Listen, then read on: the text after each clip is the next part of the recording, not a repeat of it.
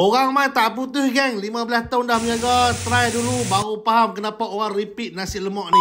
Okey, Ana makin nak share apa satu pot nasi lemak yang best area Pendang. Orang lokal hampa perasan tak? Dulu depa menjaga depan betonan ni, sejak jalan tu naik taraf, depa pindah belakang bangunan Cepaka tu je. Tak payah tunggu lama, jom kita try nasi lemak dan menu-menu lain yang ada kat sini. Info untuk hampa, semungkuih nasi kat sini RM RM2.5. Ayam goreng yang abang ambil tu seketui RM3. Nasi dah jenis seroi, cukup lemak, bilih kacang lepa tak kira. Bila makan tu mudah cerita lah. Kena repeat lah. Memang sedap lah pada abang Ki. Macam gini geng. Next, pulut udang. Inti dia basah-basah ni memang kita berkenan sangat lah. Harga 5 kupang saja. Murah tak masuk akal geng.